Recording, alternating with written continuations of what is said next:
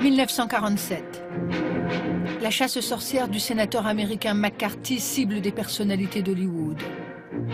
Parmi elles, Chaplin, cet immigrant anglais donneur de leçons qui s'enrichit sur le sol américain sans en prendre la nationalité. La commission des activités anti-américaines ouvre un dossier. C'était une époque où soit vous disiez « je ne suis pas favorable au communisme », si vous disiez rien, vous étiez automatiquement considéré plutôt comme un sympathisant. Le puissant patron du FBI, Joe Edgar Hoover, place Chaplin sous écoute. Ses mœurs, ses films, ses sympathies, sa fortune, tout fait de lui un suspect. Vous voyez que c'est quelqu'un qui avait ses propres studios, qui faisait ses propres films, qui ne répondait à personne. Et on a pensé qu'il pouvait être communiste. Chaplin répond alors à la commission. I've never belonged to any political party in my life, and I have never voted in my life. Could you answer the direct question, are you a communist? I am not a communist. Et puis c'était un capitaliste, il vivait,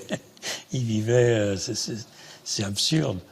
Mais je pense qu'il était considéré quand même dangereux parce qu'il disait ce qu'il pensait. En 1952, Chaplin part en tournée européenne avec sa famille pour les Feux de la Rampe. À son arrivée à Londres, sa patrie d'origine, son sourire est forcé. Il vient d'apprendre que la commission des activités anti-américaines a supprimé son visa de retour aux États-Unis. Et si par extraordinaire, le clown génial ne pouvait rentrer aux États-Unis, voici un lieu de refuge tout trouvé, sa véritable patrie. C'était, je pense, un énorme choc pour lui. Il ne s'attendait peut-être pas à ce qu'on lui fasse ça. Il était obligé, s'il voulait retourner aux États-Unis, de faire tout le parcours du combattant, de l'émigrer. Donc c'était tout à fait humiliant. On lui dit qu'est-ce que vous avez à dire aux Américains après ce qu'ils vous ont fait. Puis il dit goodbye.